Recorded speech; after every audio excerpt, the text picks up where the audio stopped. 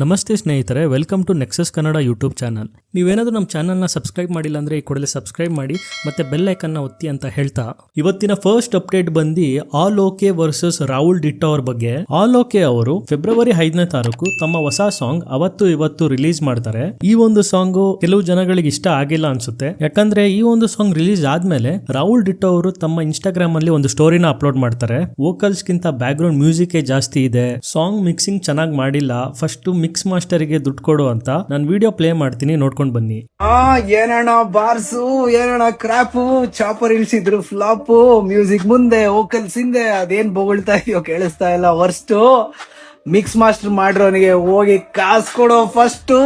ಇದಾದ್ಮೇಲೆ all okay ಅವರು ಒಂದು ವಿಡಿಯೋನ ಅಪ್ಲೋಡ್ ಮಾಡಿದ್ದಾರೆ. ಅದರಲ್ಲಿ ಅವ್ರೇನ್ ಹೇಳಿದ್ದಾರೆ ಅಂದ್ರೆ, ಸಾಂಗ್ ಮಿಕ್ಸಿಂಗ್ ಮಾಡೋನಿಗೆ 1 ವರ್ಷ ಹಿಂದೆನೆ ಪೇಮೆಂಟ್ ಸೆಟಲ್ಮೆಂಟ್ ಮಾಡಿದೀನಿ, ನಿನ್ ಸ್ಪೀಕರ್ ಸರಿ ಇಲ್ಲ ಅನ್ಸುತ್ತೆ, ಫಸ್ಟ್ ಒಂದ್ ಸ್ಪೀಕರ್ ನ ತಗೋ, ನನಗೆ ಗೊತ್ತು ನೀನ್ ಇದೆಲ್ಲ ಪಬ್ಲಿಸಿಟಿಗೆ ಮಾಡ್ತಾ ಇದೀಯಾ ಅಂತ ಹೇಳಿ ಕೊನೆಯಲ್ಲಿ ಒಂದು ಪೇಮೆಂಟ್ ಸ್ಕ್ರೀನ್ ಶಾಟ್ ನ ಅಪ್ಲೋಡ್ ಮಾಡಿದ್ದಾರೆ. ನಾನು ವಿಡಿಯೋ ಪ್ಲೇ ಮಾಡ್ತೀನಿ, ನೋಡ್ಕೊಂಡು ಬನ್ನಿ. ಏನೋ ನೀನ್ ಸುಳ್ಳು ಮಗ ಯಾಕೆ ಮಾಡ್ಕೊಂಡಿದ್ಯಾ ಡಲ್ಲು, ಬರೀ ಬಿಟ್ಟಿ ಪಬ್ಲಿಸಿಟಿ ಮಾಡ್ಕೊಳ್ಳೋ ನಿನ್ ತೆವಲು. ಸ್ಕ್ರೀನ್ ಶಾಟ್ ಹಾಕಿದೀನಿ, ನೆಕ್ಸ್ಟ್ ನೋಡ್ಕೋ, 1 ವರ್ಷದಿಂದಾನೆ ಪೇಮೆಂಟ್ ಕ್ಲಿಯರ್ ಆಗಿದೆ ಫುಲ್. ನಿನ್ ಸ್ಪೀಕರ್ಸ್ ನಿನ್ನಂಗೆ ತುಕ್ಕಿಡಿದಿರ್ಬೇಕು, ಕಾಸು ಕೊಡ್ತೀನಿ ಹೊಸ ತಗೊಂಡು ಫಸ್ಟ್ ಇಂದ ಕೇಳು. ಅವತ್ತಿವತ್ತು ಯಾವತ್ತಿದ್ರು ಲಾಯಲ್ಟಿ. ಸೊ ಇದಕ್ಕೂ ಮುಂಚೆ ರಾಹುಲ್ ಡಿಟ್ಟೋ ಮತ್ತೆ ಆಲೋಕೆ ಅವ್ರ ಮಧ್ಯೆ ಇದ್ದಂತಹ ಬೀಫ್ ನಿಮಗೆ ಗೊತ್ತೇ ಇದೆ. ಮತ್ತೆ ಅದು ರೀಸ್ಟಾರ್ಟ್ ಆಗ್ತಾ ಇದೆಯಾ ಅಥವಾ ಕಂಟಿನ್ಯೂ ಆಗ್ತಾ ಇದೆಯಾ ಗೊತ್ತಿಲ್ಲ. ಇದಾದ್ಮೇಲೆ ರಾಹುಲ್ ಡಿಟ್ಟೋ ಅವರು ಮತ್ತೆ ಇನ್ನೊಂದು ಸ್ಟೋರಿನ ಅಪ್ಲೋಡ್ ಮಾಡ್ತಾರೆ, ತಿನ್ನಕ್ಕೆ ರೆಡಿ ಆಗಿಪಾ ಆಲ್. ಸೊ ರಾಹುಲ್ ಡಿಟ್ಟೋ ಅವರು ತಮ್ಮ ಹೊಸ ಸಾಂಗ್ ಬಗ್ಗೆ ಒಂದು ಹಿಂಟ್ ನ ಕೊಟ್ಟಿದ್ದಾರೆ. ಸೊ ಇದರಲ್ಲಿ ಯಾರ ಬಗ್ಗೆ ಮಾತಾಡ್ತಾರೆ, ಏನೇನ್ ಹೇಳ್ತಾರೆ ಅಂತ ನಾವು ವೇಟ್ ಮಾಡಿ ನೋಡ್ಬೇಕು. ಕೊನೆಯದಾಗಿ ರಾಹುಲ್ ಡಿಟ್ಟೋ ಅವರು ನನ್ಗನ್ಸಿದ್ದು 2 ಸಾಂಗ್ ನ ಇನ್ಸ್ಟಾಗ್ರಾಮ್ ನಲ್ಲಿ ಅಪ್ಲೋಡ್ ಮಾಡಿದ್ದಾರೆ, ನೀವು ಬೇಕಾದ್ರೆ ಹೋಗಿ ಚೆಕ್ ಮಾಡಬಹುದು. ನೆಕ್ಸ್ಟ್ ಅಪ್ಡೇಟ್ ತಾರೇಶ್ ಕುಮಾರ್ ಅವ್ರ ಬಗ್ಗೆ. ಸೊ ಇವರು ಆಟೋಮೋಟಿವ್ ಇನ್ಫ್ಲೂಯೆನ್ಸರ್, ಅಂದ್ರೆ ಕಾರ್ಸ್ ಬಗ್ಗೆ ವಿಡಿಯೋಸ್ ನ ಮಾಡ್ತಾರೆ ಮತ್ತೆ ಕಾರ್ಸ್ ಬಗ್ಗೆ ತಿಳಿಸ್ಕೊಡ್ತಾರೆ. ಇವರು ತಮ್ಮ ಇನ್ಸ್ಟಾಗ್ರಾಮ್ ಚಾನಲ್ ಅಲ್ಲಿ ಒಂದು ವಿಡಿಯೋನ ಅಪ್ಲೋಡ್ ಮಾಡ್ತಾರೆ. ಆ ಒಂದು ವಿಡಿಯೋದಲ್ಲಿ ಇವರು ಬಳಸಿದಂತ ಭಾಷೆ ಬಂದು ಇಂಗ್ಲಿಷ್ ಆಗಿರುತ್ತೆ. ಸೊ ಈ ಒಂದು ವಿಡಿಯೋ ಕೆಲವೊಂದಿಷ್ಟು ಅವರ ಫಾಲೋವರ್ಸ್ ಗೆ ಬೇಸರ ತಂದ್ಕೊಟ್ಟಿದೆ. ಬೆಳೆಯೋವರೆಗೂ ಕನ್ನಡ ಭಾಷೆ ಯೂಸ್ ಮಾಡ್ತೀರಾ, ಬೆಳೆದಾದ್ಮೇಲೆ ಇಂಗ್ಲಿಷ್ ಏನಕ್ಕೆ ಬೇಕು ಅಣ್ಣ, ನಿಮಗೆ ಕನ್ನಡ ಭಾಷೆ ಬರುತ್ತಾ, ಕನ್ನಡದಲ್ಲಿ ಮಾತಾಡಿ ಅಂತ ಕಮೆಂಟ್ಸ್ ಮಾಡಿದ್ದಾರೆ. ಸೊ ಇದಕ್ಕೆ ತಾರೇಶ್ ಅವರು ಇನ್ನೊಂದು ವಿಡಿಯೋನ ಅಪ್ಲೋಡ್ ಮಾಡಿದ್ದಾರೆ. ಅದರಲ್ಲಿ ಅವ್ರು ಏನ್ ಹೇಳಿದ್ದಾರೆ ಅಂದ್ರೆ, ಸೊ ಇದೊಂದು ಪ್ರಮೋಷನಲ್ ವಿಡಿಯೋ ಆಗಿತ್ತು, ಅದಕ್ಕೋಸ್ಕರ ನಾನು ಇಂಗ್ಲಿಷ್ ಅಲ್ಲಿ ಮಾತಾಡಿದ್ದು, ನಾನು ಕನ್ನಡದಲ್ಲಿ ಮಾತಾಡಿದ್ರೆ ದುಬೈಯಲ್ಲಿರೋ ಜನಗಳಿಗೆ ಅರ್ಥ ಆಗಲ್ಲ, ಅದೊಂದೇ ರೀಸನ್ ಗೆ ನಾನು ಇಂಗ್ಲಿಷ್ ಅಲ್ಲಿ ಮಾತಾಡಿದ್ದು ಅಂತ ಹೇಳಿದ್ದಾರೆ. ಇದ್ರ ಬಗ್ಗೆ ನಾನು ಮಾತಾಡಬಾರ್ದು ಅಂತ ಅನ್ಕೊಂಡಿದ್ದೆ, but it is going out of the hands. First of all ಅದು ಪ್ರಮೋಷನಲ್ ವಿಡಿಯೋ, ದುಬೈಲಿರೋ ಒಂದು ಕಂಪ್ನಿಯ ವೆಬ್ಸೈಟ್ ನಾನು ಪ್ರಮೋಟ್ ಮಾಡಿರೋದು. ದುಬೈಲಿ ಇದ್ಕೊಂಡು ನಾನು ಕನ್ನಡದಲ್ಲಿ ಪ್ರಮೋಟ್ ಮಾಡಿದ್ರೆ ಆ ವೆಬ್ಸೈಟ್ ಅವ್ರಿಗೆ ಏನು ಯೂಸ್ ಆಗುತ್ತೆ.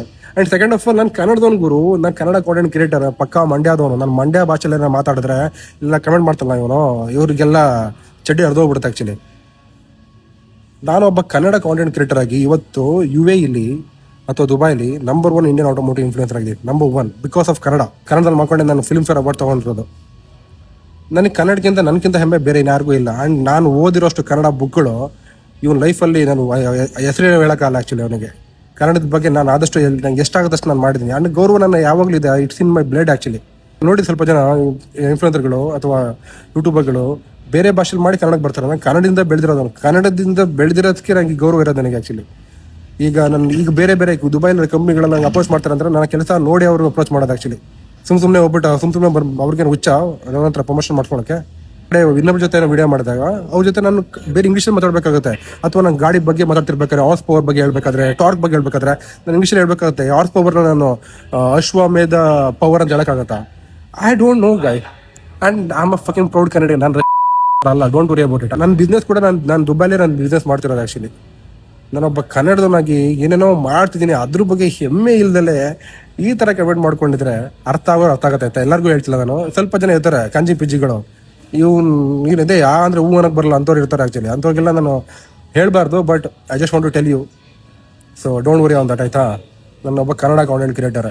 Next update Bigg Boss contestant Rajat ಅವ್ರ ಬಗ್ಗೆ. ರಜತ್ ಅವರ ಮೇಲೆ ಲಕ್ಷ್ಮೀಪುರ ಪೊಲೀಸ್ ಸ್ಟೇಷನ್ ಮೈಸೂರಲ್ಲಿ ಒಂದು ದೂರು ದಾಖಲಾಗಿದೆ. ಏನಕ್ಕೆ ಅಂತ ಕೇಳೋದಾದ್ರೆ, ರಜತ್ ಅವರು ತಮ್ಮ ಇನ್ಸ್ಟಾಗ್ರಾಮ್ ಚಾನಲ್ ಅಲ್ಲಿ ಒಂದು ವಿಡಿಯೋನ ಅಪ್ಲೋಡ್ ಮಾಡ್ತಾರೆ. ಈ ಒಂದು ವಿಡಿಯೋ ಮೈಸೂರಿನ ಹಿಸ್ಟಾರಿಕಲ್ ಪ್ಲೇಸ್ ಆದ ಹಳೆ DC ಆಫೀಸ್ ಮುಂದೆ ಶೂಟ್ ಮಾಡಿದ್ದಾರೆ. ನೀವು ವಿಡಿಯೋದಲ್ಲಿ ನೋಡಬಹುದು, ರಜತ್ ಅವರು ಕಾರಲ್ಲಿ ಬರ್ತಾರೆ, ಸ್ಮೋಕ್ ಮಾಡ್ಕೊಂಡು ಕ್ಯಾಮ್ರಾಗೆ ಪೋಸ್ ಕೊಡ್ತಾರೆ. ಸೊ ಈ ಒಂದು ವಿಡಿಯೋ ತುಂಬಾ ಜನಗೆ ಇಷ್ಟ ಆಗಿಲ್ಲ. ಹಾಗಾಗಿ ಕರ್ನಾಟಕ ಸೇನಾ ಪಡೆ ಅವರು ರಜತ್ ಅವರ ಮೇಲೆ ಸ್ಟ್ರಿಕ್ಟ್ ಆಕ್ಷನ್ ತಗೊಳ್ಳಿ ತಗೊಳ್ಳಿ ಅಂತ ಕಂಪ್ಲೇಂಟ್ ಕೊಟ್ಟಿದ್ದಾರೆ. ನೀವು ಕಂಪ್ಲೇಂಟ್ ಅಲ್ಲಿ ನೋಡಬಹುದು ರಜತ್ ಅವರು ಹಳೆ DC ಆಫೀಸ್ ಮುಂದೆ ಶೂಟ್ ಮಾಡಕ್ಕೆ ಪರ್ಮಿಷನ್ ತಗೊಂಡಿಲ್ಲ, ಹಾಗೂ ಈ ಒಂದು ವಿಡಿಯೋದಲ್ಲಿ ಅವರು ಸ್ಮೋಕ್ ಕೂಡ ಮಾಡ್ತಾ ಇದ್ದಾರೆ. ಇದರಿಂದ ಅವ್ರ ಫಾಲೋವರ್ಸ್ ಗೆ ನೆಗೆಟಿವ್ ಇಂಪ್ಯಾಕ್ಟ್ ಬೀಳುತ್ತೆ, ಹಾಗಾಗಿ ಸ್ಟ್ರಿಕ್ಟ್ ಆಕ್ಷನ್ ತಗೊಳ್ಳಿ ಅಂತ ಕಂಪ್ಲೇಂಟ್ ಕೊಟ್ಟಿದ್ದಾರೆ. ನೆಕ್ಸ್ಟ್ ಅಪ್ಡೇಟ್ ಗಿಲ್ಲಿ ನಟ ಅವ್ರ ಬಗ್ಗೆ. ಸೊ ಗಿಲ್ಲಿ ನಟ ಅವರು most followed Bigg Boss contestant ಆಗಿ ಹೊರಹೊಮ್ಮಿದ್ದಾರೆ. ಹೌದು, ಗಿಲ್ಲಿ ನಟ ಅವರ ಫಾಲೋವರ್ಸ್ ನೋಡಬಹುದು 2.2 ಮಿಲಿಯನ್ ಕಂಪ್ಲೀಟ್ ಆಗಿದ್ದಾರೆ. ಇದಕ್ಕೂ ಮುಂಚೆ most followed Bigg Boss contestant Niveditha Gowda ಅವರಾಗಿದ್ರು. ಅವರನ್ನ ಬೀಟ್ ಮಾಡಿ ಗಿಲ್ಲಿ ನಟ ಅವರು ಕರೆಂಟ್ಲಿ ನಂಬರ್ 1 ಪೊಸಿಷನ್ ಅಲ್ಲಿ ಇದ್ದಾರೆ. Next update Tata women's premier league ಬಗ್ಗೆ. RCB ಅವರು 2ನೇ ಬಾರಿ ಚಾಂಪಿಯನ್ಸ್ ಆಗಿದ್ದಾರೆ. ಹೌದು, RCB ಅವರು ಡೆಲ್ಲಿ ಕ್ಯಾಪಿಟಲ್ಸ್ ಅವ್ರನ್ನ ಡಿಫೀಟ್ ಮಾಡಿ 2ನೇ ಬಾರಿ ವುಮೆನ್ಸ್ ಟೀಮ್ ಚಾಂಪಿಯನ್ಸ್ ಆಗಿದ್ದಾರೆ. ವಿರಾಟ್ ಕೊಹ್ಲಿ ಅವರು ತಮ್ಮ ಇನ್ಸ್ಟಾಗ್ರಾಮ್ ಚಾನೆಲ್ ಅಲ್ಲಿ ಸ್ಮೃತಿ ಮಂದಣ್ಣ ಮತ್ತೆ RCB ನ ಟ್ಯಾಗ್ ಮಾಡಿ ಕಂಗ್ರಾಚುಲೇಷನ್ಸ್ ತಿಳಿಸಿದ್ದಾರೆ. So RCB versus Delhi capitals match ಏನಾದ್ರು ಫಿಕ್ಸಿಂಗ್ ಆಗಿತ್ತಾ? ಯಾಕಂದ್ರೆ ಈ ಒಂದು ನ್ಯೂಸ್ ಸೋಷಿಯಲ್ ಮೀಡಿಯಾದಲ್ಲಿ ತುಂಬಾನೇ ವೈರಲ್ ಆಗ್ತಾ ಇದೆ.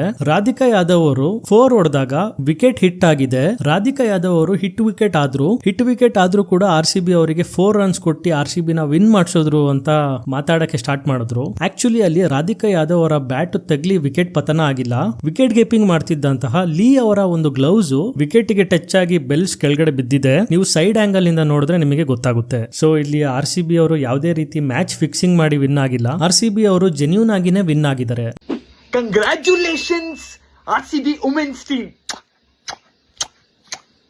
ನೆಕ್ಸ್ಟ್ ಅಪ್ಡೇಟ್, 3 ಜನ ಹುಡುಗಿಯರು 9ನೇ ಫ್ಲೋರ್ ಬಿಲ್ಡಿಂಗ್ ಇಂದ ಕೆಳಗಡೆ ಬಿದ್ದು ಸೂಸೈಡ್ ಮಾಡ್ಕೊಂಡಿದ್ದಾರೆ. ಹೌದು, ಈ ಒಂದು ಇನ್ಸಿಡೆಂಟ್ ಗಾಜಿಯಾಬಾದ್ ಅಲ್ಲಿ ನಡೆದಿದೆ. ಪೊಲೀಸ್ ಅವರು ಇನ್ವೆಸ್ಟಿಗೇಷನ್ ಮಾಡಿದ್ಮೇಲೆ ಏನ್ ಗೊತ್ತಾಗಿದೆ ಅಂದ್ರೆ ಈ 3 ಜನ ಹುಡುಗಿಯರು ಕೊರೋನಾ ಪ್ಯಾಂಡಮಿಕ್ ಆದ್ಮೇಲಿಂದ ಸ್ಕೂಲಿಗೆ ಹೋಗೋದು ಕಮ್ಮಿ ಮಾಡಿದ್ದಾರೆ. ಈ 3 ಜನ ಹುಡುಗಿಯರು ಒಂದು ಕೊರಿಯನ್ ಗೇಮಿಗೆ ತುಂಬಾನೇ ಅಡಿಕ್ಟ್ ಆಗಿದ್ರು. ಇವರು ಎಷ್ಟು ಅಡಿಕ್ಟ್ ಆಗಿದ್ರು ಅಂದ್ರೆ ಅವರು ಇನ್ನೊಂದು ಕೊರಿಯನ್ ಹೆಸರುಗಳನ್ನ ಇಟ್ಕೊಂಡಿದ್ರು. ಕೊರಿಯನ್ ಕಲ್ಚರ್ ನ ತುಂಬಾನೇ ಫಾಲೋ ಮಾಡ್ತಾ ಇದ್ರು. ಈ ರೀತಿ ಅವರು ತುಂಬಾ ಮೊಬೈಲ್ ಗೆ ಅಡಿಕ್ಟ್ ಆಗಿರೋದು ನೋಡಿ ಅವ್ರ ಮನೆಯವರು ಮೊಬೈಲ್ ಕೊಡೋದನ್ನ ಕಮ್ಮಿ ಮಾಡಿದ್ದಾರೆ. ಇದು ಎಲ್ಲೋ ಒಂದ್ ಕಡೆ ರೀಸನ್ ಆಗಿರ್ಬೋದೇನೋ ಅವರು ಮಾಡ್ಕೊಳ್ಳಕ್ಕೆ. ಕೊನೆಗೆ ಇವರು 3 ಜನ ಒಂದು ಲೆಟರ್ ನ ಬರ್ದಿ 9ನೇ ಫ್ಲೋರ್ ಬಿಲ್ಡಿಂಗ್ ಇಂದ ಹಾರಿದ್ದಾರೆ. ನೆಕ್ಸ್ಟ್ ಅಪ್ಡೇಟ್, ಡೆಲ್ಲಿಯಿಂದ ಕಮಲ್ ಅನ್ನೋ ವ್ಯಕ್ತಿ ತಮ್ಮ ಆಫೀಸ್ ಇಂದ ಮನೆಗೆ ಬೈಕ್ ನಲ್ಲಿ ಹೋಗ್ಬೇಕಾದ್ರೆ ಒಂದು ಗುಂಡಿಗೆ ಬಿದ್ದಿ ಸಾವನ್ನಪ್ಪಿದ್ದಾರೆ. ಹೌದು, ಈ ಒಂದು ಇನ್ಸಿಡೆಂಟ್ ಜಾನಕಿಪುರಿ ಏರಿಯಾದಲ್ಲಿ ನಡೆದಿದೆ. ಕಮಲ್ ಮನೆಯವರು ಮಿಡ್ ನೈಟ್ ಆದ್ರೂ ಕಮಲ್ ಇನ್ನು ಮನೆಗೆ ಬಂದಿಲ್ಲ ಅಂತ ಪೊಲೀಸ್ ಸ್ಟೇಷನ್ ಗೆ ಹೋಗಿ ಕಂಪ್ಲೇಂಟ್ ಕೊಟ್ಟಿದ್ದಾರೆ.